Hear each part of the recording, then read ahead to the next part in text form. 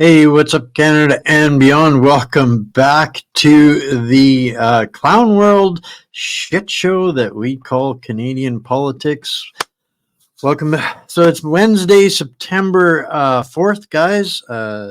Welcome back, ladies and gentlemen, boys and girls, grannies and gators.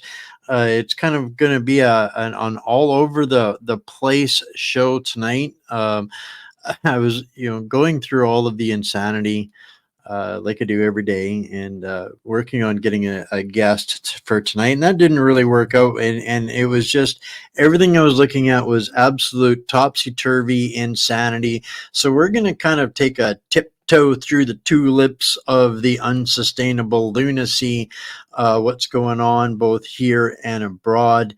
It's been kind of a crazy couple of weeks around this show, but as always, guys, this is a symbiotic relationship. I do this every night, and hopefully you guys find enough value to give it a like and a thumbs up or a heart on X, and give it a share.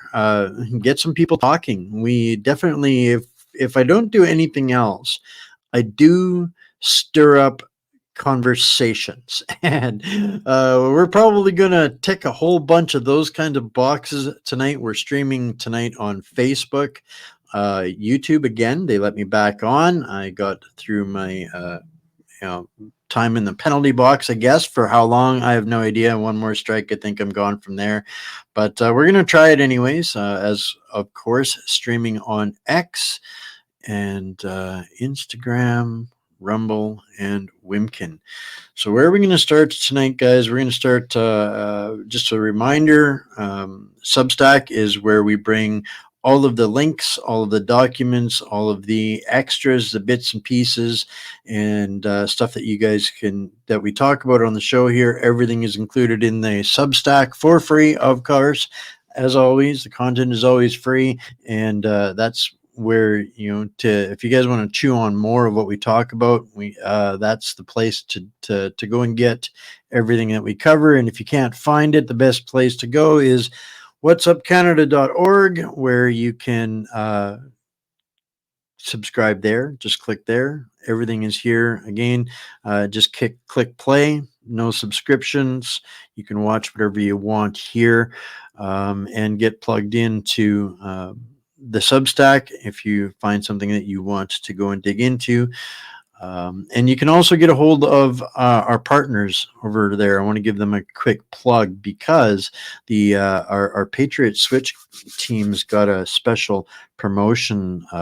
So if you want to replace Costco or any of those kinds of insane places, go over there, and for $1 you can get a membership, and you can start taking advantage of some of the same perks and bonuses that I do and a whole bunch of us do over here. And along the way, you'll figure out how we're taking away a couple of $1 billion a year from the Black Rocks and the corporate bad guys. But yeah, so we're going to be all over the place tonight, guys. Going to be some good news, going to be some fun, some funny, some not so funny, some insanity. And it's going to, it's going to take you through a roller coaster ride. And this, Mr. Stefan Gilbo, as much as it might be wishful thinking, and I wish that this were today's headline, but no, this is just a reminder of the kind of career crook that this guy has been throughout forever, and why he is Trudeau's number one lapdog for all things corrupt and crony and climate or eco-terrorism under the pseudo policy of the Canadian government. But now he's slipped the cuffs again. This time there's an inquiry because he's been getting kickbacks, and of course at the committee meeting, they voted 6-5 to protect him from having to answer questions over shares in a heavily subsidized Quebec firm, right? Imagine that. Not the first time we've seen this this guy, Teflon Green Jesus, they call him. He is a total blasphemy as far as for everything that he perpetuates to represent. But yeah, no, another skating by again. This corporate crony capitalism is it's apparently, according to former Liberal MP Dan McTeague, is soon to be over, that it will soon cease to exist. They're predicting, some people are predicting a complete political collapse for Justin Trudeau's Liberal Party, and he's one of them. But I think we're going to have to ask some questions about that. Along the way, there's a lot of smoke and mirrors going on. Trudeau was out campaigning again today, and we're going to get a little bit of a clip. I'm going to play just a minute of it for you guys. That's going to make you cringe after what we talked about on Monday and Tuesday. More shenanigans in the insanity, but just a reminder that this guy voted as the worst prime minister in Canadian history. Is still covering up the identities of the traitors in Parliament. And this is, again, part of my pet peeve. They're only going after the 11, and, okay, good job, Corey, going after, 5% of the corruption in the House of Parliament.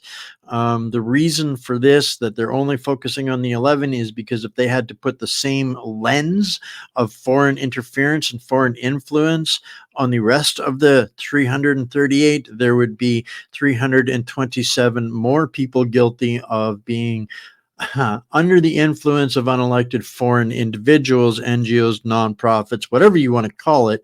Our government is highly corrupted from all political sides of the fence. A little bit of a tone setter here. We're going to probably whistle through this show pretty quick tonight, guys. So, but it's going to be it's going to be an entertainer. From Ivor Cummins, the Fat Emperor, who was on a show a couple months back. I'm seeing if I can get a hold of him to come back on again, just to compare notes. We've got a little clip coming up from here in a couple minutes, but something that I thought was interesting. If you want to destroy any nation without war, make adultery or nudity common in the young generation. That's Saladin. That goes back to the time of the Crusades, folks. This is nothing new. What the culture that they have fostered and manifested and created in our country.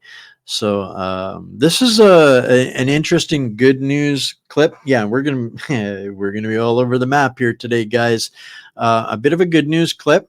I don't know what it's really going to translate to up here in Canada as far as for further pursuance of litigation against some of these corporations. I know that the Canadian law is incredibly different, but it's good news when these things start occupying the space of discussion, and this is how the grassroots push, the community push, the people push, the real push, the reality outside of the gaslighting digital ecosystem where they're continuously bombarding everybody with propaganda and censorship, there's stuff, wheels turning in the real world outside of all of that.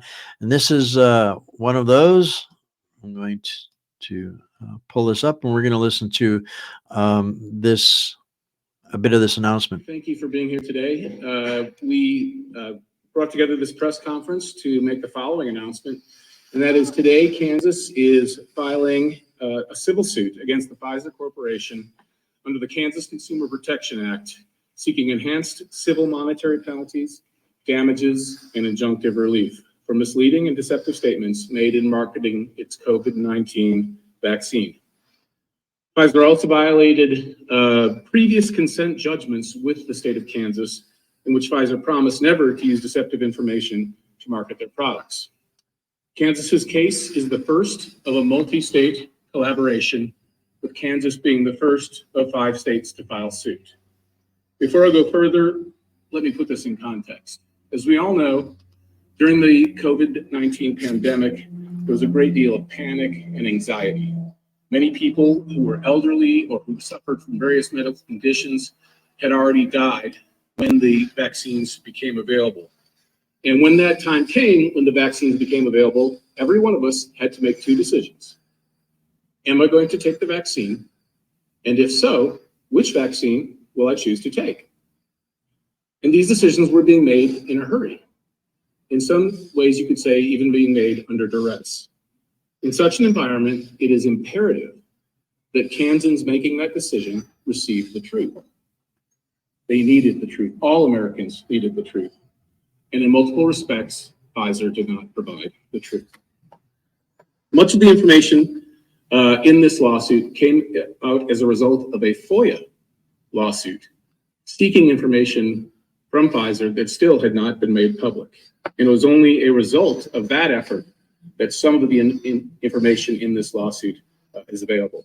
I urge everyone to read the 69-page complaint that goes into great detail about the specific statements that were made and the misleading nature of those statements made to Kansas consumers. The following is a quick summary of, I think, some of the 4 most egregious examples of misleading the public in Kansas. Okay, now, if I'm not mistaken, I'm not going to play the whole thing. The reason I wanted to bring this up is Kansas is the first. There, I do believe that there's 5 in response to that. So this is the beginning. This is the beginning, and the point of that I want to bring this up is that these guys are moving on this because this information exists. We cannot allow them to stonewall us up here on this information. We cannot remain, subservient or tolerant or acceptable of them hiding and barricading that information. So that's the point of why I wanted to really bring this up, because this is significant in, like you're saying here, Stefan. When I had Dr. McCullough on this show going back in 2021, I made a promise that there could be no amnesty. I would chase and hound the truth until whatever they call that, the next court, whether it's Nuremberg 2.0 or whatever the case might be. And I still refuse to allow that to slip away. There can be no amnesty. You're right. This was a willful event perpetrated against innocent and unsuspecting societies, and there needs to be accountability. Anybody that says, oh, get over it and move on, no, they don't see it wrapping up again. They're going to do it again. 100% they're going to do it again. Why? Because they got away with it the first time. Right. And why is that such a dangerous precedent? Well, anybody remember this chick? Yeah. Remember when Canada ignored all the long-term temperature data, claiming it wasn't relevant, and then they went and shredded 100 years of scientific data and rewrote the science, and somewhere along the way, she lost $93 billion, right? Remember Catherine McKenna? And now we have climate as a pandemic crisis being implemented. And if we don't comply or submit to the climate cult, to the eco-terrorists, that there have been career zealots. That's who literally is writing, and implementing all of this. These are psychopathic lunatics, belong to the eco-terrorism cult of Klaus Schwab, and her among them. Remember her infamous lines: "If you bring your talking points, remember them, got them down pat, and scream them loud enough and long enough, it becomes the truth." Well, these people are so programmed on their own Kool-Aid. I got another little kind of convergence, I guess, from the last couple of shows, Monday and Tuesday, where we were talking about Bill C-293, and we cannot let this one go. Wait till you hear what Trudeau had to lecture and morally virtue and grandstand to when they were having, it kind of slid under the radar, and I apologize, I didn't even realize he was hosting some of the WHO pandemic and preparedness committee meetings right here in Canada, and he showed up, and this is what happened. The Trudeau show is about to take the world stage again. This time, our drama-loving PM is grandstanding at the WHO's pandemic treaty meetings. You'd think with millions of lives at stake, Trudeau would focus on pragmatic solutions. But no, he's once again opted for virtue signaling and empty platitudes. While experts tried hammering out a robust global health strategy, Trudeau sent delegates to preach about social media censorship. Now, I got to pause here for a second. This Street Politics Canada is bot voices. I don't know who owns them. I don't know where they come from. They're syndicated all over America, UK, all over the damn place. I don't know where they get their sources and whatnot from. But some of their to me, obviously something to be questioned, because these guys actually kind of are giving this from the perspective that the WHO is a good group, and that this pandemic treaty is something that's important and we should be taking serious and taking part in. So he's mocking Trudeau for not taking part in the devil's the devil's convention here. But listen to why this is craziness. And diversity. This wasted opportunity reflects Trudeau's pattern of prioritizing image over real impact. He seems allergic to pragmatic policymaking even when lives are on the line. But his superficial theatrics don't strengthen global health security. Trudeau also ignored legitimate concerns about the WHO undermining national sovereignty. Once again, he favors concentrating power in unaccountable international bodies. Relinquishing our health governance poses real risks that Trudeau blithely discounts. In the end, Trudeau's misplaced priorities hindered constructive progress at a pivotal WHO summit. With empty rhetoric instead of principled strategy, he failed to deliver the leadership Canadians expect. But we probably shouldn't be surprised anymore when style trounces substance. Welcome back to Street Politics. So at the end of the day, what he was doing was lecturing them on climate, and censorship.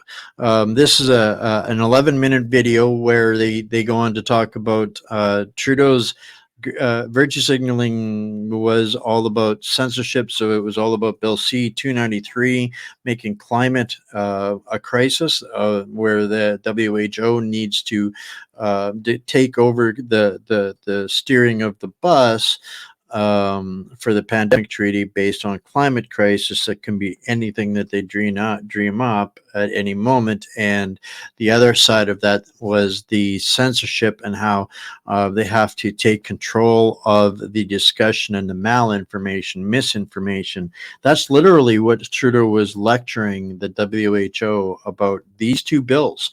It to me, it's just like, wow.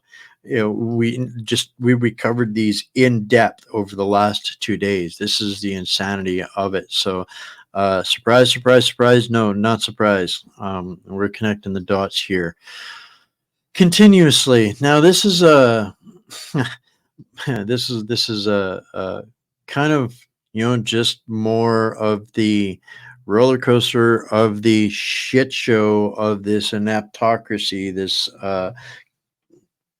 it's just corruption, top to bottom, everywhere you look. It's nothing but corruption. And this time, Trudeau official guilty of funneling almost 250,000 in contracts to a company he owned. Imagine that. Never seen that happen before, right? Accountability, forget about it. Sorry, Michael Barrett. They don't do accountability in this government. So Mark Primo is the guilty party in this particular case of sending another $250,000 to a company which he owned, right? And he got a couple of month conditional sentence for breach of trust. Wow. Big deal, right? What about the other, what was it? 93 billion. How about what is that worth in jail time, right? There ought to be something. So the part that everybody thinks is such exciting news, and kind of why I titled tonight's show "Don't Believe Your Lying Eyes." I think this is just part of the performance, guys. Everybody's all cheering Jagmeet's bold stance and severing the ties of Justin, the Justin Trudeau Liberal coalition, and the whole. It was nothing but a damn photo op, people. Nothing but a photo op. He's not going to do a damn thing except run different kind of next level interference. Now he's got justification to keep deflecting and distracting from Trudeau and his antics and his focus on pushing through, and nothing changes. Not a damn thing changes. Jagmeet is going to be out there being the the toy puppet of the WEF Fourth Reich, and nothing changes. There's nothing to celebrate in this. Now it's just he's going to get more mouthy and aggressive with Pierre Poilievre, and there's absolutely nothing that changes. Trudeau's already got what he wants. Trudeau's already got what he needs. What was imperative for Justin Trudeau is to get Bill C-293 and Bill C-63 pushed through the Senate before there's an ability to stop that, before there's an election. So look forward to a lot of pressure on this. More people being stuffed into the Senate, and this is what they're trying to deflect us with is 4.2% rate cut. Really? On the 700% rate of inflation since they came into power, we're supposed to celebrate and think it's working. It's working. This is good news. Every one of these meat muppets on the Liberal side of the party is squealing and screaming, oh, the Bank of Canada cut interest rates. It's a joke. It's a farce. More cover up. Here's the reality of it, guys. Thanks to gov.exec. The average annual income of a public sector worker is $108,000. There are roughly 5 million public workers in Canada, up 42%. Remember? It only costs taxpayers just over $500 billion a year for our own damn bureaucracy and insanity. Guys, that's 40% of Canadian, and 40% of Canadians don't pay income tax at all. That means 15 million Canadians are paying through the nose for over, $108,000 a year to these meat muppets. If this isn't Stalinism, I don't know what is. So I thought that was kind of an interesting graph, thanks to gov.exec. So somebody actually said the quiet part out loud, right? Financial Times. Justin Trudeau retreats from Canada's liberal immigration regime. And they're saying that executives are worrying these measures will curb their supply of cheap labor. Do you think cheap labor in Canada? It's the slave state. It's the debt state. You will comply or you will die. You'll work for, surf. I remember where I did it up, but I did a comparison a couple of months back between the average quality of life between, low middle class people in Europe in the 1700s versus in serfdom versus where we're at now. And you guys know that we work harder and pay more taxes and have a lower quality of life and have less disposable income than the serfs did before before all that. I think it's these are the kinds of things that make me think that we don't need to serve king and country anymore. And it just goes on and on and on and on and on. So we've got a 3-minute clip here, and I think this is a big one. When we start adding up all of the money, and we're just looking at $500 billion in, thank you, Justin, jobs working for the system. That's 42%. That's a couple $100 billion. 93 billion. Catherine McKenna just loses. These guys are making shady deals with their own companies and corporations, including right up to and including Green Jesus. But here's one I think that we cannot let go either, because this is one that they've been able to get a little bit of traction on, and this is if this is another one of those. I just can't call them honorable members of parliament. One of those people, to quote Don Cherry, those people that really don't, I don't know how these people get in that position, but they do their service and bidding to Mr. Trudeau quite well. So let's hear a little bit more of this whining and sniveling. The Conservatives are Gaslighting. bent on politicizing a process. And if we go through the time, How many hundreds of millions of dollars got stolen? the minister, And it's a witch for hunting in the SCTC, process. responsible for SCTC, identified an issue, acted on it, read the report of the Auditor General, which is at an arm's length person who provides the oversight of our public accounts, of how taxpayers' money is spent, took in their recommendations, and took some substantial steps on how to fix the process. We had witnesses here today from the NRC, and they talked about what that transition looks like. They talked about what the impact of a program like this is on small businesses. They talked about how we are going to improve the system. And that is exactly what our role is here as members of the Public Accounts Committee. Our role is not that of a judiciary. Our role is to find issues and challenges, to take the advice and the recommendations of the Auditor General and others, and to help in improving the process, to ask the relevant questions on what is next. So I'm not sure why the members opposite feel that, if there's smoke, there's fire, let's go on this witch hunt expedition, etc. Let's bring in everybody. Let's basically demolish public trust by calling again and again and again same witnesses. And people have been on record. The Auditor General herself has felt, and she's expressed as much, how uncomfortable she feels by people telling her how to do her job. And the member opposite spoke about, getting her to do her job even more. Well, I think that her and her office are arm's length. They are doing their job.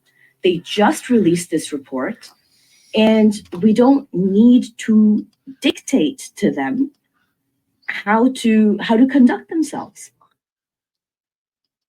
what we're seeing here, Mr. Chair, is an exercise in a fishing expedition on the back of industry and of small businesses. It's unfortunate. I have sat in committees over these past number of years, and I have seen again and again businesses being brought in, put in through the ringer to the point where they become targets. And I don't think that that's fair. And I don't think that that's the job of what this committee is responsible for.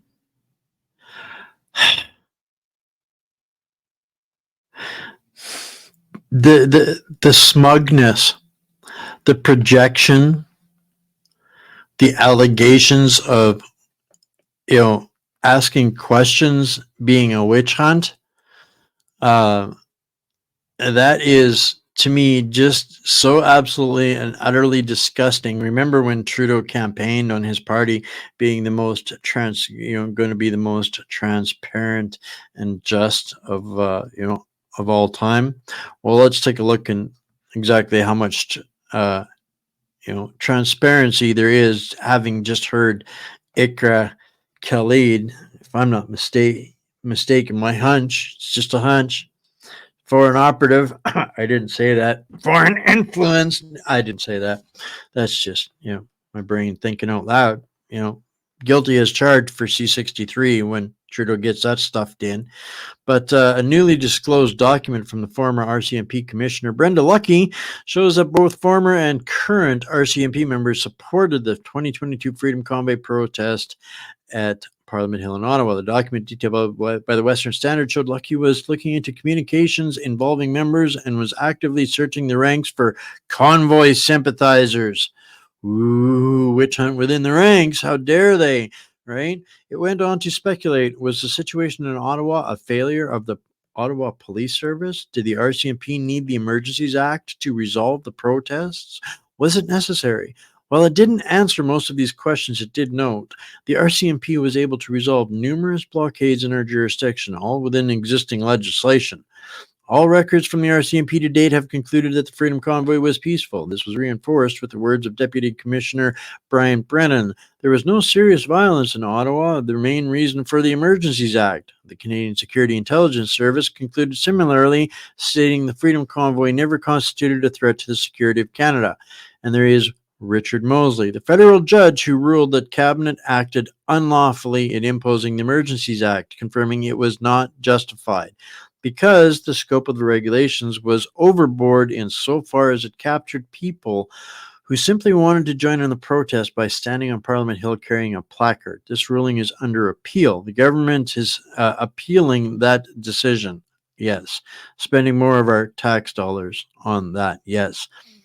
Other internal records show Prime Minister Justin Trudeau considered the Freedom Convoy an embarrassment, indicating the Prime Minister's office feared protesters would threaten Canada's international reputation. Canada's international reputation could not be more damaged. It's not possible for it to be more damaged than it is right now. Not the people's reputation, but our country's reputation. Testimony from a judicial inquiry showed that staff were expected to bring the full power of the federal government against the convoy. The world witnessed the peaceful nature of the Freedom Convoy. We brought people together for a cause and showed that Canadians from all walks will stand together when confronted with blatant corruption. It was not us, Mr. Prime Minister, that made a mockery of Canada, and many Canadians are addressing this issue through our courts to ensure this never happens again. So a good article that I wanted to bring up, that it ain't over till it's over, and the game ain't over yet. But for all of those things, we have to take them as reminders that because of exactly what we talked about the last two nights, guys, I am mortally concerned with the power of legislation that the Senate has right now, and it's rigged. The courts are rigged, the RCMP is rigged, the entire bureaucracy is rigged. Now nearly 3/4 of the Senate is appointed by Trudeau's advice, appointed by Trudeau, 3/4 of them. So this is part what people need to realize is it doesn't matter if these next two bills, or even with this Senate the way it is, who's ever going to be able to have the ability to undo what's being pushed through? Never mind, notwithstanding the fact that for these bills to even get into the Senate, the big tough guy, Mr. Pierre Poilievre, why isn't he campaigning on those? He's not really addressing anything. And it's these bills, this Senate, we need Senate reform. We need it now. We need an election. We need it now. We need those bills out of the Senate, both of them now. So this is my working hypothesis is that Jagmeet's photo opportunity today is absolutely meant to distract and create this giant fury of enthusiasm, and which it's done. Every conservative candidate is screaming the same words right now, and meanwhile, this useless Senate marches on. It's beyond. I'm glad you brought this up. In its theory, in its insane theory, it's supposed to be a reasonable voice to oversee what gets put through Parliament, but that's not what it is. What it is 105 people appointed that we don't have a democratic voice in, that even if 100% of us supported Max, if Max won the prime minister and 100% of Canadians supported Max, and Max put through a bill with a resounding support of Parliament, it would get to these meat muppets, and Trudeau would be sitting there in the background eating his apple, going like this. That's the power the Senate has.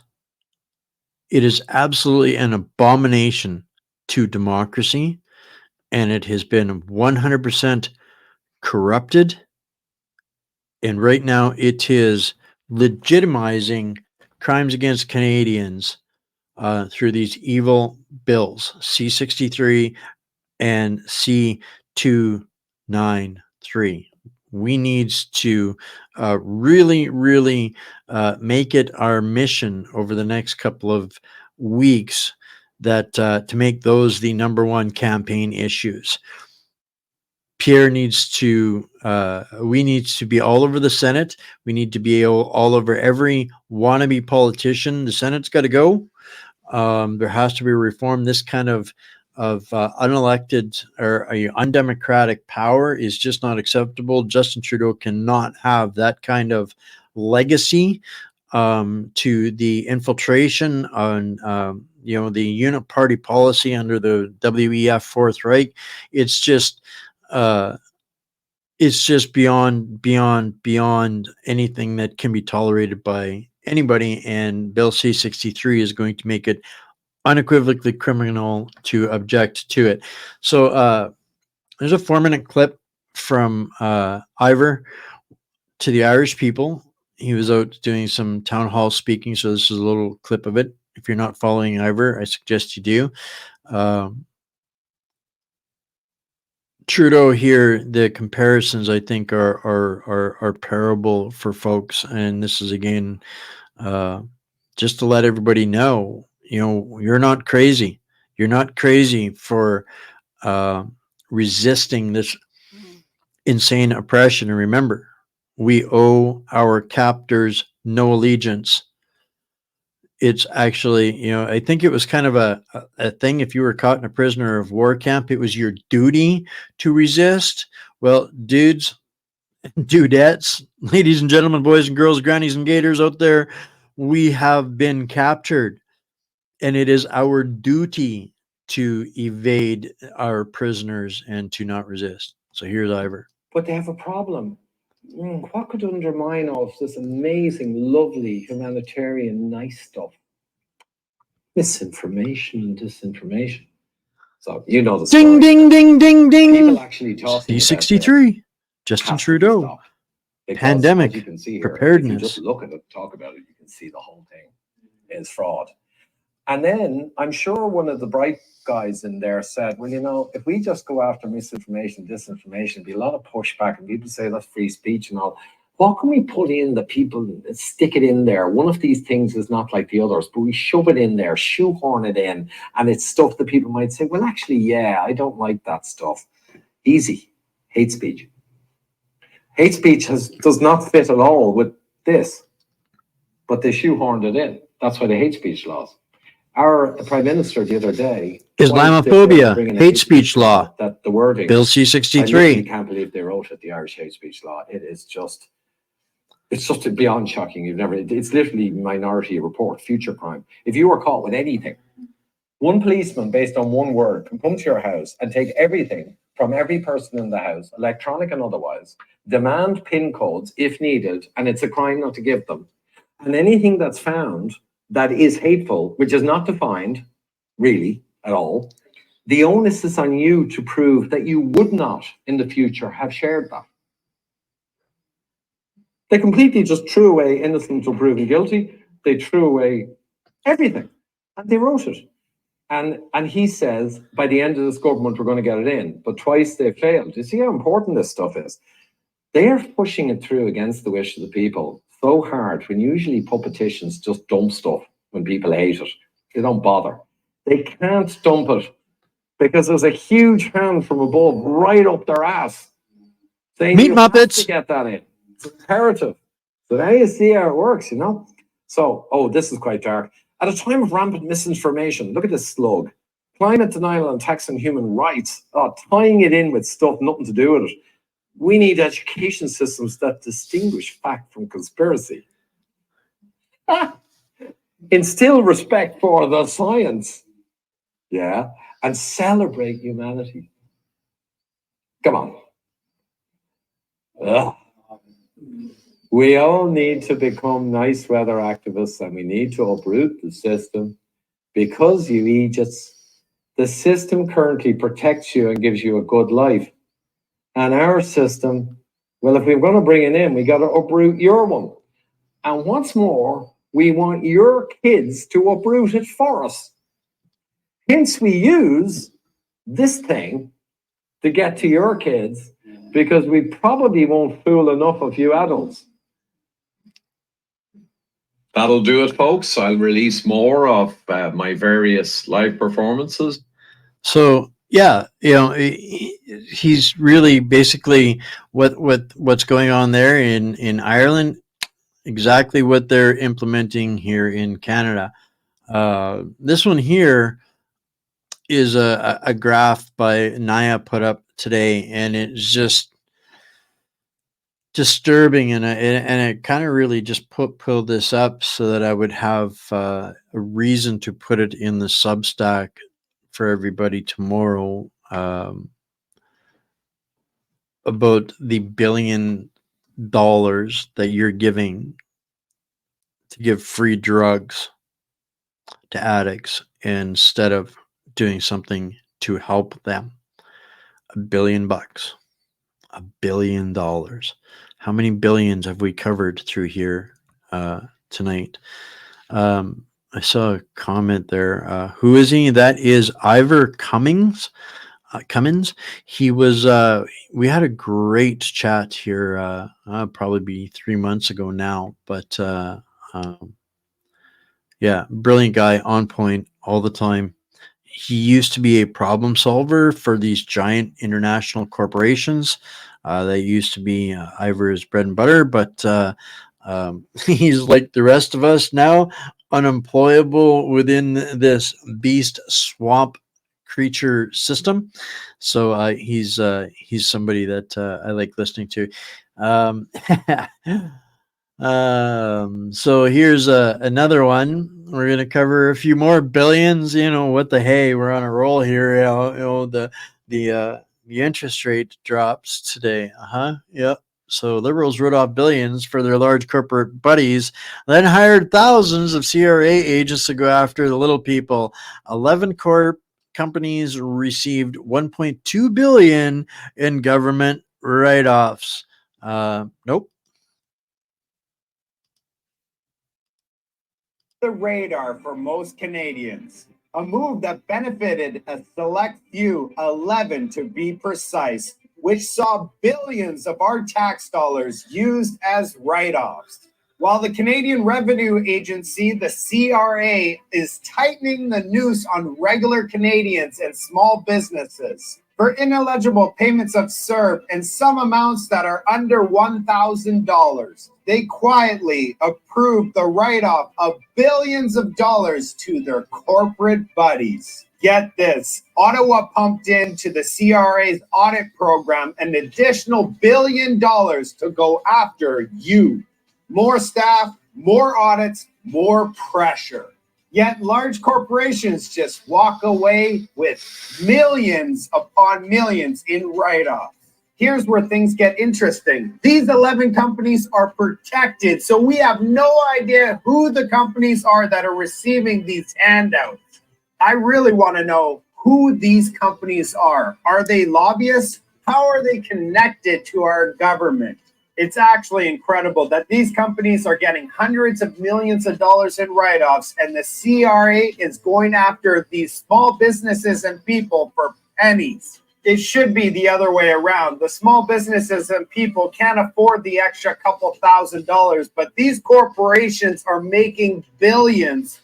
They could afford to pay a little bit more. And then you get the CRA saying, guess what? This is part of normal procedures for us, citing reasons like bankruptcy, financial hardship, and or extraordinary circumstances. I've added all the numbers up. What kind of extraordinary circumstances would require a $5 billion taxpayer-funded write-off? And the $5 billion was to the corporations, while small businesses and normal people in Canada get hounded and attacked for just pennies. We need to know who is benefiting from these write-offs. We, the public, need to know. They need to reveal where all this money has gone and which are the 11 corporations that received a total of $1.2 billion. Transparency matters. Accountability matters. Our voice matters. So they destroyed the economy, made everybody take the CERB if they wanted to survive, and now they're going after everybody and giving their buddies $1 billion, cut more billions of dollars in tax deductions and write-offs while they're going after the middle class. Does anybody know what the kulaks are? Who the kulaks were? Operative word. Destruction of the middle class, genocide, starvation, food chain interruptions. I think we kind of covered a bunch of that they, were giving themselves the rights to do with that Bill 293. So pretty diabolical. Diane here, excellent comment. We've been talking about that on Friday's show with Bryce for months now, that they were going to be doing this. They gave themselves the power. They legitimized stealing from Canadians with the right for the government to do bail-ins. And that's kind of exactly what they're doing. 100% bail-ins. The reptilian monsters, swamp creatures, definitely swamp creatures. More like 1984 than we first,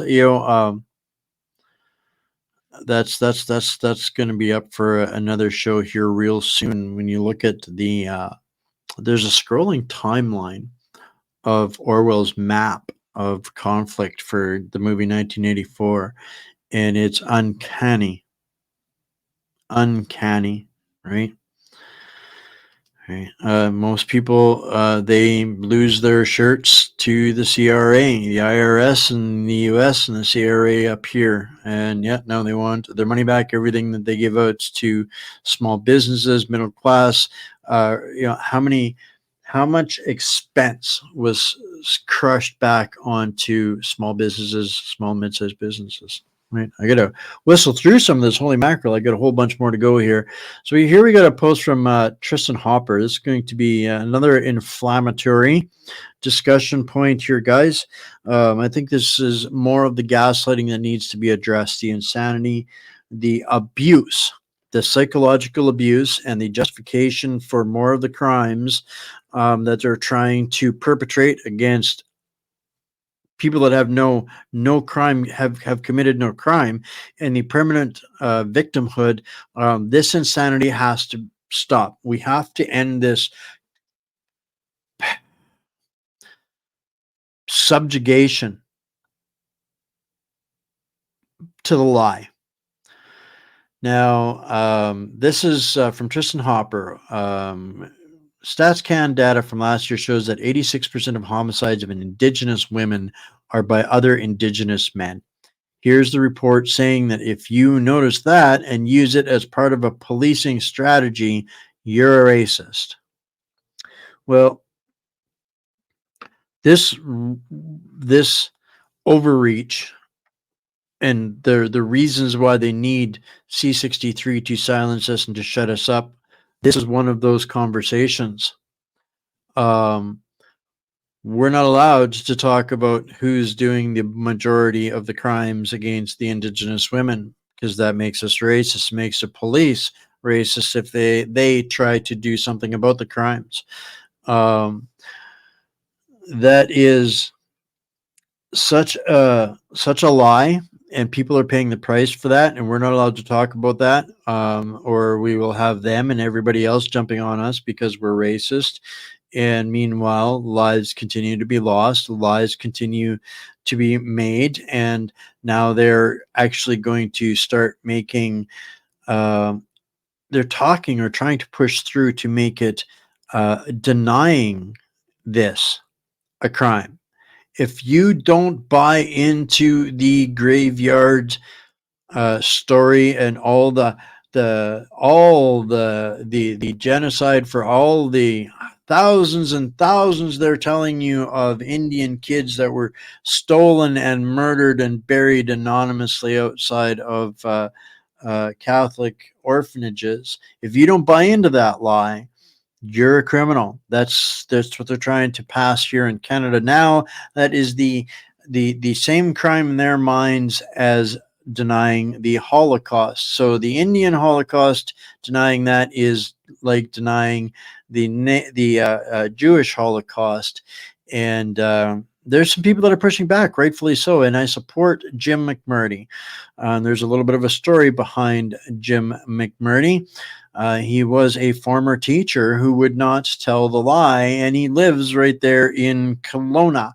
And he's creating controversy and discussion, and I applaud this man. I'd like to have him on a show and talk about this, where he's ordered a shirt created, and I'm guessing that he had somebody do this or knows somebody that did this. Where are the bodies? Right? Cost him $42 and end his teaching career because he dared ask the question, where are the bodies? And Mountain Man, this is a story I've covered here before. I had another friend who actually did the research, called the institution, called out the people that supposedly went and did penetrating ground search radar, all of that, debunked the whole thing. There are no bodies. And it's they make this whole fabrication of this story, unmarked child graves. Well, no Indigenous culture here ever marked their graves, and this whole story is a lie. They are using it to divide and conquer us anymore. We must pay for the travesty of colonialism because we're white, we're bad, we took part in this, and if we don't prostrate ourselves to this, then we are evil and we are racist. I want to pull this up because Marianne, I lived in Wetaskiwin for 10 years. And that isn't the worst place that I dealt with Indigenous crime. I grew up in a place called High Level, surrounded by 9 reserves. This is not a place that buys the lie. This platform, they haven't found the bodies because there are no bodies, right?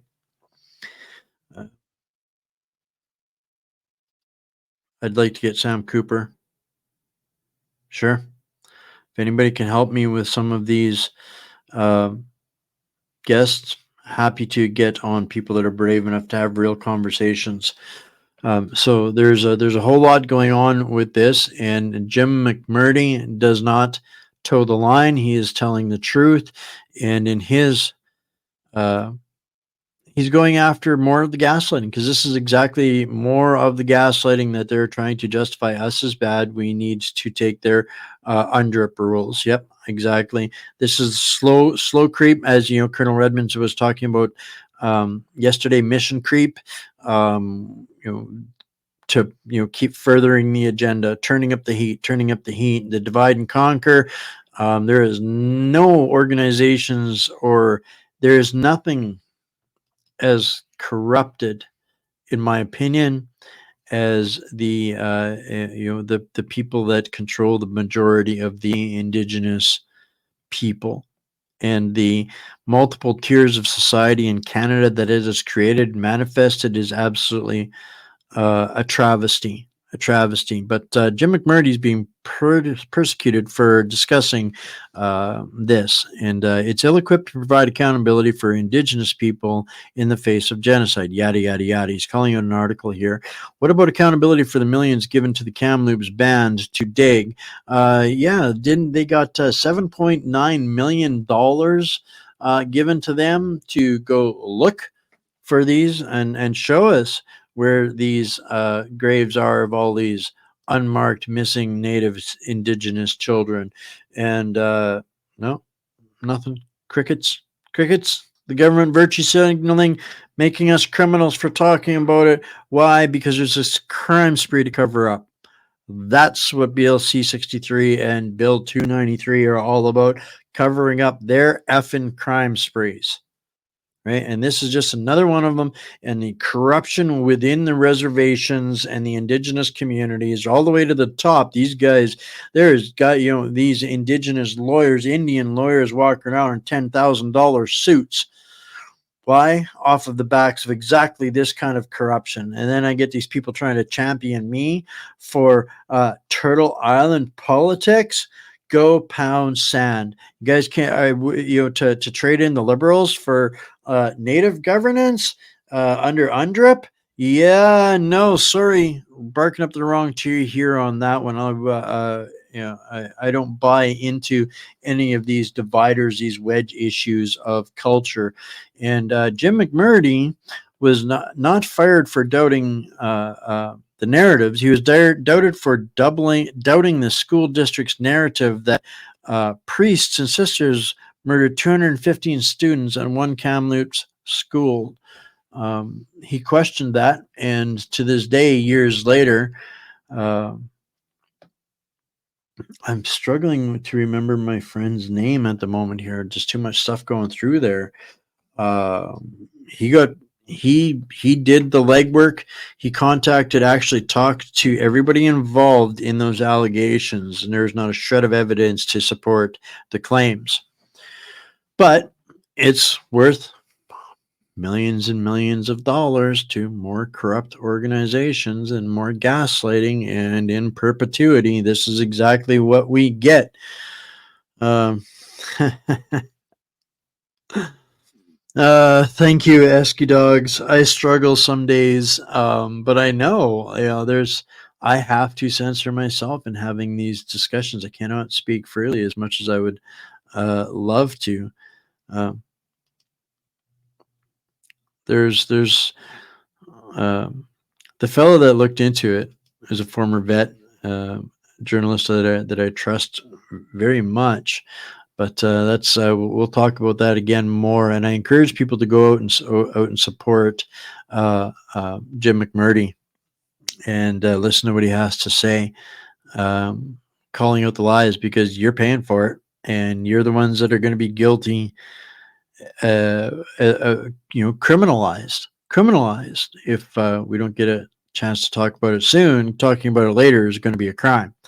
So now we're going to listen to Dougie Hash Dealer Ford bragging about how now 1 million new immigrants will be supported by people who lived in Ontario for decades by giving over $200 billion to cities like Brampton to build and bribe companies that only hire new immigrants to come here. Doug Ford has sold out Ontario. Well, I'll play it and I'll let you guys decide.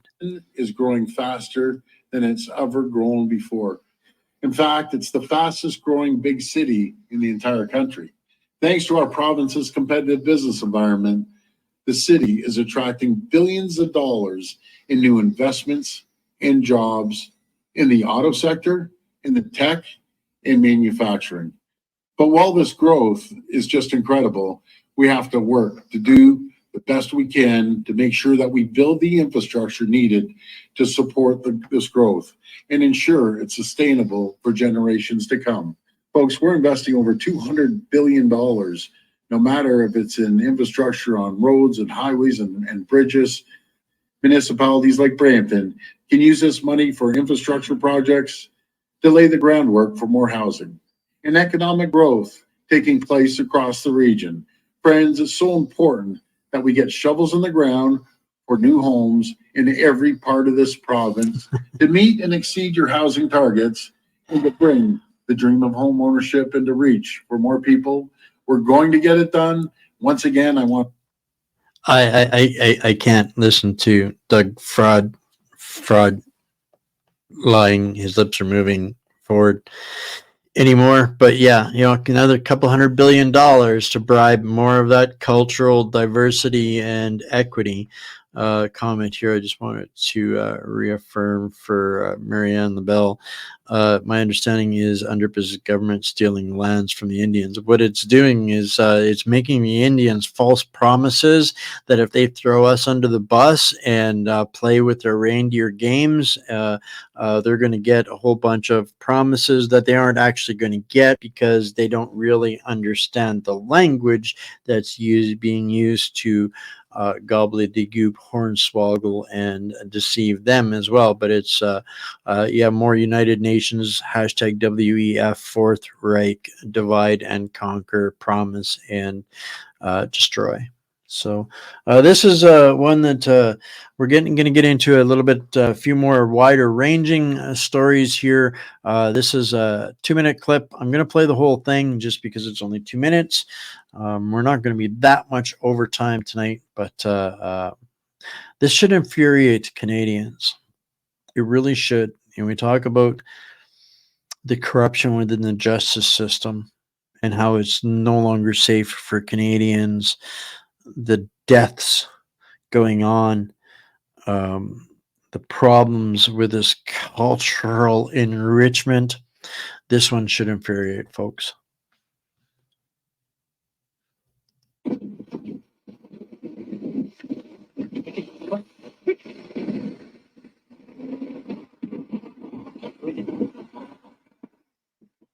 How you doing?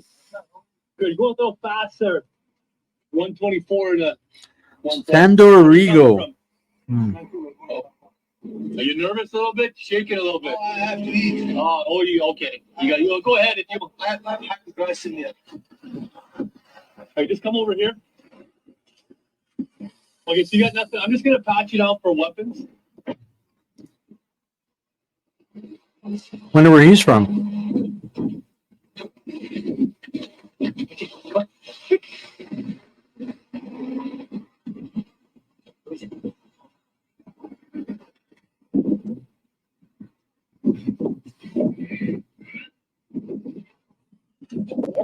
Good girl.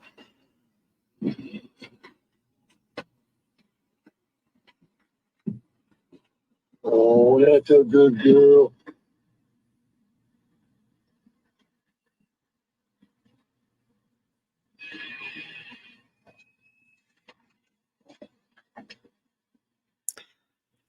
27,000. Okay. Give me a couple minutes here.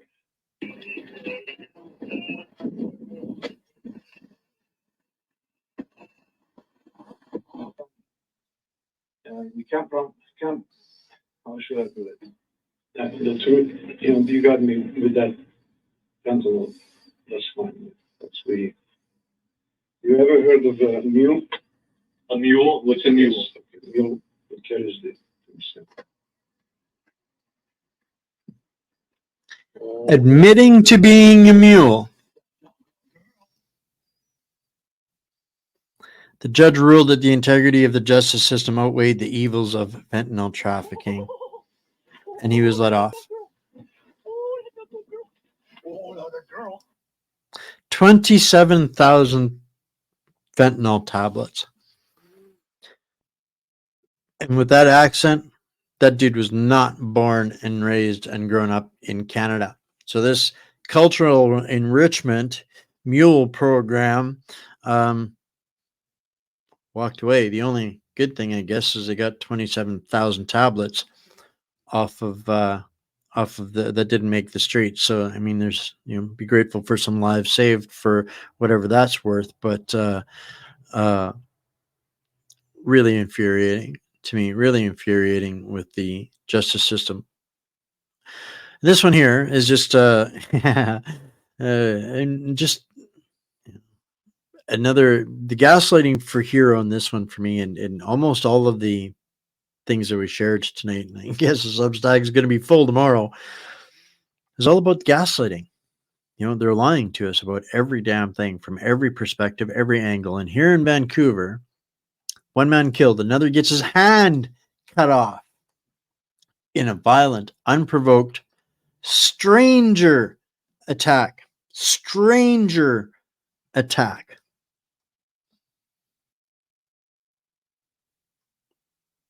Stranger attack now, guys. This is what we get from the Vancouver Sun, from our media. And I'm going to be harping about this one an awful lot. They can call me an Islamophobe if they want, but I think Canadians and white people, as this guy says, have a simple choice to make: be conquered, enslaved, raped, and genocided while being called racist, or reclaim your nations and your dignity while being called a racist. Those are our choices, because we cannot have Islam and the culture and the society that we relate to as being Canada. We cannot have both. And there needs to be a decisive choice on this and given us, and that needs to be decided on by Canadians, but that's going to take some decisions from within and deciding what you're going to do to peacefully object in light of the, what we just heard from Mr. Doug Fraud. So we've got a couple of gems to really wind you up. Right? Stranger danger. Remember that? Integrity of the justice system. Exactly. Yeah, our rights to safety doesn't matter. His right, because it wasn't clear that the dog had the rights to say he had drugs in the car, right? And probably some questions that need to be asked of that judge, and it should piss people off and mock us. Yep. Right. All right. So a couple of real short gems to remind some folks. You're gonna love this. You're gonna love this. Some throwbacks here. This one's just 1:09. I want to watch you guys wind up. 90, which was 2 years before the independence of Ukraine. That was part. It was an offshoot of the foundation in Russia. It was a set up cultural initiative foundation in the Soviet Union. in 1987. And then Oh, look, we who's built that? this branch in Ukraine in 1990. Yeah. Well, I think I can take a historical perspective, because I was very much involved in the collapse of the Soviet system. That was my debut as what I call myself a political philanthropist.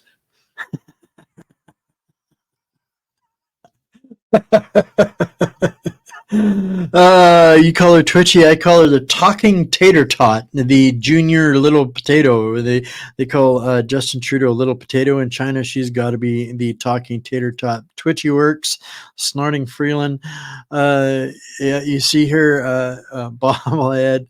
I wanted to get this one up. She'd be right there, happy, nodding away. You know, she's got her regular, WEF Twitch going on.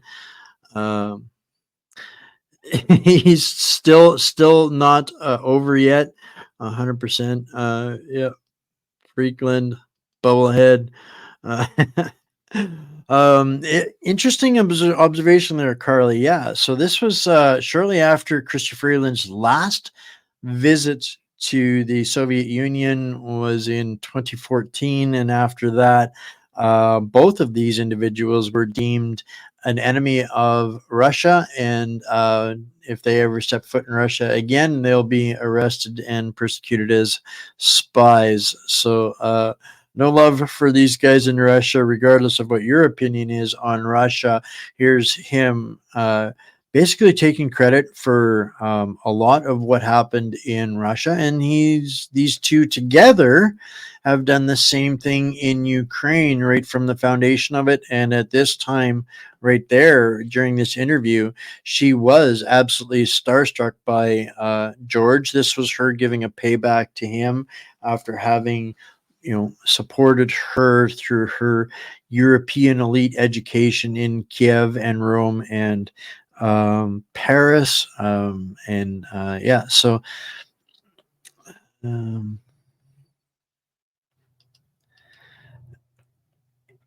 it was actually Stephen Harper that placed her over there to help rebuild the Ukrainian justice system, and where Uncle Klaus or Uncle George became a good babysitter, perhaps, or mentor, however you wanted to say that. Yeah. There you go. Perfect moments to pop in.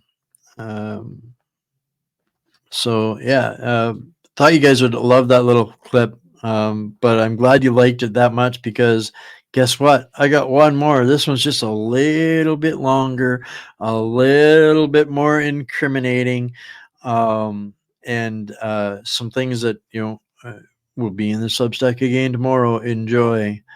These guys are swamp creatures, literally swamp creatures. Was that George civil society in action? You've been working on helping to build civil society, trying to build it, often frustrated in the former Soviet Union, in the Soviet Union. I know I first met you in Ukraine in 1990 when you began those efforts. I think there are reasonable discussions to be had as to whether she's actually an on-the-books CIA operative or not. At this point, she was masquerading as a New York Times journalist while she was committing acts against the state of Russia before she was given her ground appointments in Canada. There were many years, I think, when it seemed it was all useless. Does it say something to you, teach you something about open society, civil society building? Well, yes, because basically, in many ways, I set up the foundation in Ukraine in 1990. Which was 2 years before the independence of Ukraine. That was it was an offshoot of the foundation in Russia. I set up a cultural initiative foundation in the Soviet Union, in 1987. And then we built this branch in Ukraine in 1990. And it works so well there. The foundation, one of the things that the foundation did, gave a lot of scholarships and supported civil society.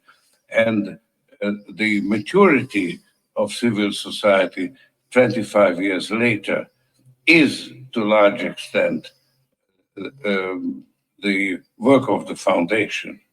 Yeah, and I will just offer my own personal testimony here. It's actually amazing in Ukraine, the new Ukrainian government, the new Ukrainian leadership. Everyone who I know in that group has been touched somehow by open society and by Jordan, like literally, either people personally got a scholarship or someone, their wife got a scholarship. It's a really remarkable thing. But this was, for me, quite an experience to see this. And I didn't. She's not really, saying who exactly, the Banderites. If you don't know who the Banderites are, you ought to. That's was the reaping of the benefits. Realize actually how big an effect it has had over a 25-year period, because those were students. 25 years later, they were leaders. So George, the way you describe Ukraine, and that's where my own sympathies lie also. Oh, you nailed it. You nailed it, Jody. Cringe, cringe, cringe, twitch. So they declared themselves a country with the collapse of the Soviet Union, right? That was, and this is where George is so proud of himself that he helped collapse the USSR and helped establish Ukraine as a nation, or declare itself as a nation, but with never actually having gone through the process of actually seating a constitution or becoming a sovereign country. So all of, again, these lies of our politicians here claiming, defending, sovereign democracies, territory, and all of that, blah, blah, blah, blah, blah, blah, crap, a total lie and fabrication. The Ukraine was overthrown by an actor who plays the piano with his ding-a-ling-a-ling-a-ling, funded by Joe Biden and NATO and the WEF. Parasites, absolutely. Touched. That's precious. Yeah. This was kind of an opera house setting. It was, U.S. funding, and America, we need to start, refining our language on that, because it's, when we say U.S., it was American people, but it's this very small group of American oligarchs. So it's not really the United States. It's not political U.S., but they own the politics in the U.S., or a good portion of it. So it's the rich, evil meat Muppets controllers, the controllers of the controllers, the people that control the politicians. So there's even our mercenary media here in Canada was reporting about the Canadian government funding the Banderites and the Nazis in the Ukraine all through the 2010s, 2011s, all of this period of time when they were manipulating and nation building in partnership with George Soros. So yeah, there's a lot of that going on. That's been going on across both parties.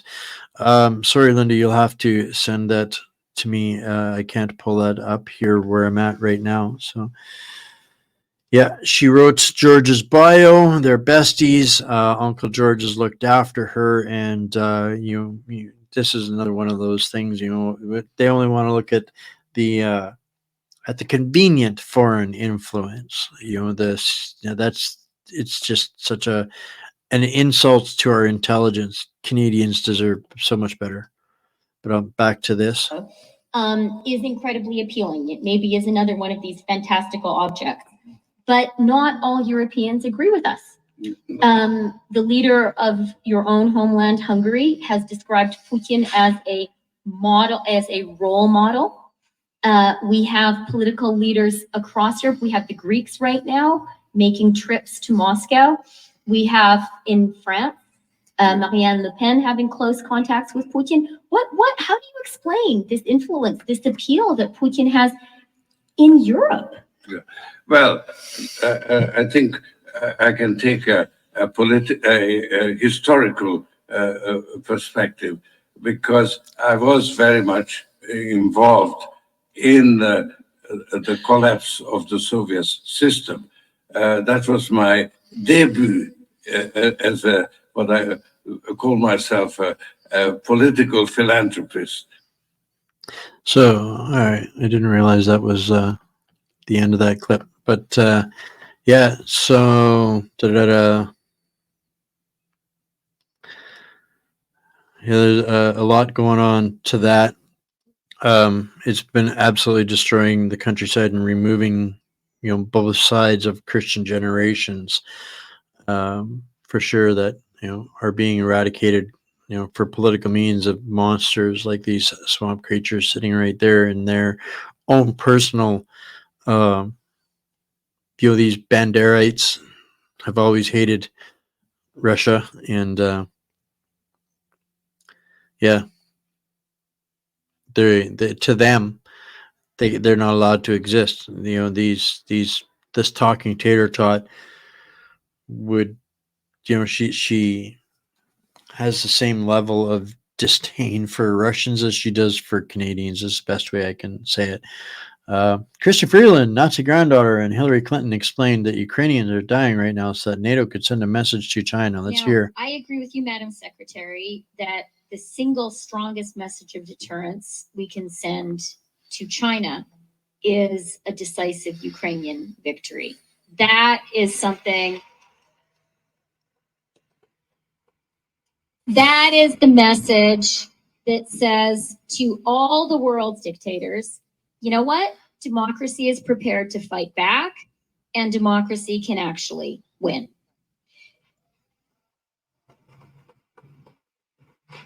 And I do have to do a little small Canadian brag on the sanctions front. Canada was the first country. Now, Okay, I think that's the end. That's the end of cringy tater tot on that. But yeah, so Ukraine's never going to win. Ukraine is getting destroyed by the day. They just took out a major hit against the drone operators, and their intelligence and communication staff is gone, and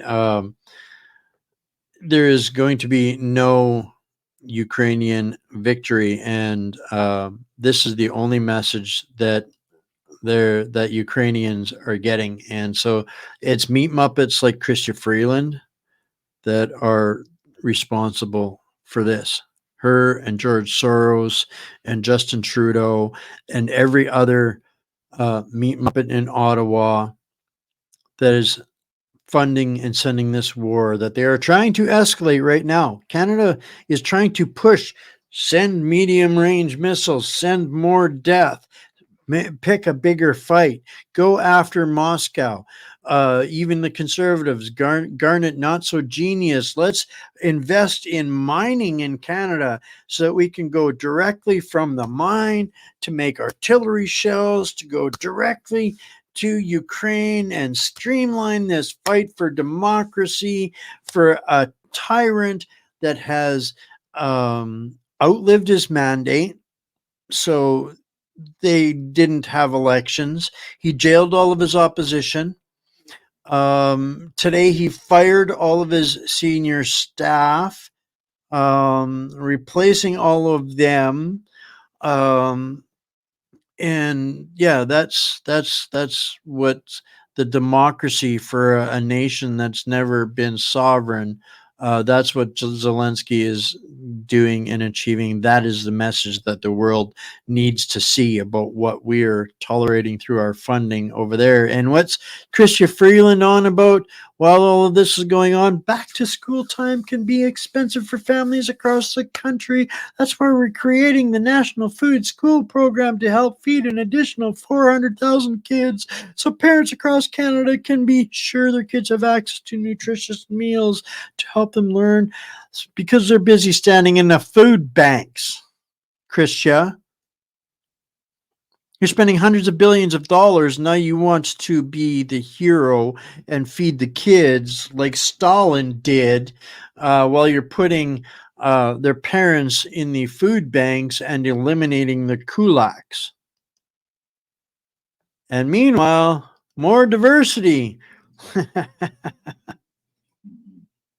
Tim Hortons near Mississauga. He's melting me, like literally.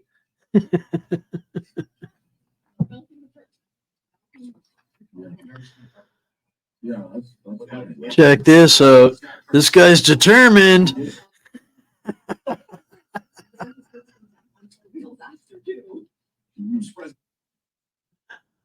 Yeah, but I couldn't help but laugh and watch this over and over again. This clip, not because it's funny, because there's another diverse individual with absolutely no respect for anybody else's life, property, or rule of law in Canada. But it was one of those diverse individuals. I had almost such a similar event happened to me a couple of years ago at a drive-through in Calgary at McDonald's, not Tim Hortons, but the guy behind me, a vehicle behind me, stolen, wanted, cops cornered him in there, just very much like this guy. But that guy slammed into the vehicle behind him, slammed into the cop car, pinned through two cop cars, and I got hit by a cop car in the drive-through at McDonald's in almost a similar incident, which makes me laugh at how brazen these crooks are. They just wanted on crimes in Canada, go steal a vehicle and go and stop for a chiller at at the local drive-through. So I'm going to skip over that one for tonight. We'll get to that one tomorrow instead, folks. But something that came up today and I thought you guys would all be incredibly interested in. But a lot of big people went to that island. But fortunately, I was not one of them. It's just very strange for a lot of people that the list of clients that went to the island has not been made public. Yeah, it's very interesting, isn't it? Probably will be, by the way. Probably. So if you're able to, you'll be. Yeah, I'd certainly take a look at it. Now, Kennedy's interesting because it's so many years ago. They do that for danger too, because it endangers certain people, et cetera, et cetera. So Kennedy is very different from the Epstein thing. But yeah, I'd be inclined to do the Epstein. I'd have no problem with it. So Trump is saying he'll release the Epstein client list, and we all know that pretty much the only reason it hasn't been released is because those are the guys that are controlling the controllers behind the scenes, right? Pretty much, basically. So that's why they haven't released it yet. And Trudeau's on that list. He's on the client list. And meanwhile, here in Canada, more of your another close to $750,000, folks. Sorry about our luck. But Trudeau's buying influencers. So all those bots, Twitter alone got $682,000 worth of bots for y'all. And I'm going to close this off with this 2-minute clip from Neil Oliver, just because I like Neil Oliver. I think that we're on the same page on so many different things, and I really would like anybody's help out there that might be able to connect me to have Neil on to have a discussion on our platform with us. So you guys will love this one. I had simply thought in my naivety that by now people would have said no, that there would just have been some kind of collective and unignorable statement that we'd had enough. But No. No, it's a shame, isn't it? Because I feel the same. I think that the protests are worth it for getting people together, and the powers that be do notice them. They pretend not to. Media blanks it all out. I know, because I was on all of the lockdown protests, through that time, and it was blanked. Apart from, bless it, GB News, have to say, I remember being on your program and we showed some of the video. But it gets people together, and it makes them realize that they're not the only ones. But we do need more. We're not good at revolutions in this country. It's not so, we're not like the French who, do it every couple of centuries. But isn't it possible, though, that there's some kind of brinkmanship going on at the moment? That the authorities, the state, is preparing people for the denouement, that you can protest if you want, you can know the truth if you want, you can speak facts if you want, but it won't make any difference. There's nothing you can do about it. Well, that's certainly the way they'd like us to think, definitely, but I don't feel that that's the reality. I think that they, and I have to sort of put in inverted commas because I'm never terribly sure who I'm talking about, but deep state, the state and the deep state, those who seem to be in power, I do think they're actually more afraid than they're giving out, really. Bingo. I think they realize that they are losing the battle. I think they realize that more and more people are waking up about different aspects of life that we've been lied to about. It's not just COVID, it's the sort of climate, it's gender politics, it's all kinds of, financial stuff, economic, and we are waking up. They do know that. So I think that the issue now is that we, who are awake, we don't realize our power, and we don't realize actually that we are the majority. We really are the majority. And I agree with you that ideally we need to get together to do that. One of the things that stops us, I think there are a few things that stop us. One is just inertia, but another is the fact that people are struggling. They're struggling, they're spending all their time trying to earn money, trying to keep things going, trying to keep the family going, just trying to keep their heads above water. I think she nailed a whole bunch of different things there. People are dealing with 6 jobs and 45 bills just to keep a roof over the house and food in the belly. And at the end of the day, I understand that, but it's not going to get any easier, guys. That I can promise you, especially if we don't get ahead of some of these things like the Senate here in Canada. This is a major problem, and it doesn't matter who we put in. If those bills go through, it's never going to matter who we give office afterwards. So these unelected individuals in that position of power, that has to be a major priority. We have to accept that we have far more power than we realize. We have far more sway, and this year right now is so huge in regards to that.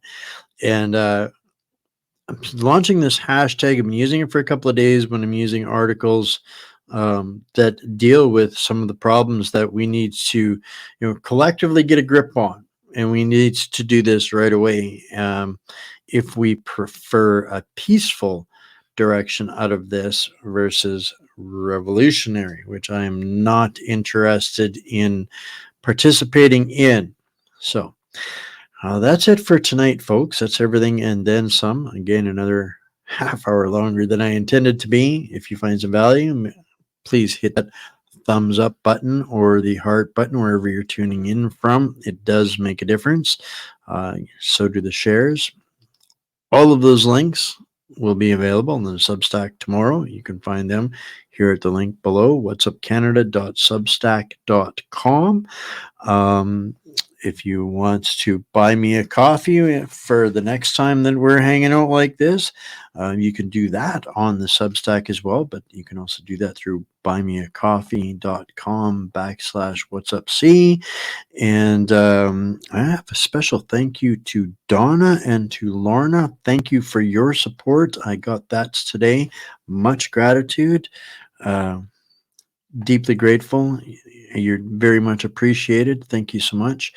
If you have something that's important that you think we should know about here, or a whistleblower, that kind of thing, that's where you send that to. Email me at Wayne at contact@whatsupcanada.org. Contact at whatsupcanada.org, and to help me stay in the fight and keep this free for everybody. I tell everybody, whether it's this platform or another, support your independent journalists, the ones that are bringing you the stories that nobody else is doing, that is making sense out of the gaslighting, dissecting that, giving you guys the right information, or information that is, more than just entertainment. I hope it's entertaining, but I hope that there's value in it and it helps people make better decisions, more appropriate decisions, and preparing for that. So that's what I try to do. And if I'm your trusted journalist, that is the best way to help me out. And that is it for tonight, guys. I love you all. So make sure that everybody's double check their subscription. Turn on your notifications. I've been really bad at turning off people's notifications for a while now. I'm going to play you out again with my second, or one of my favorite partners. I only got a couple, but I love these guys. Check out their $1 membership for the next, I think, 2 weeks. Guys, get all of the same perks and benefits that I do from a wholesale shopping company. Way too many good things to talk about with that. So catch the video, plug into this. If you're interested in that, guys, on my website, click on the Set Me Free button and set yourself free from the cabal and their toxic poisons.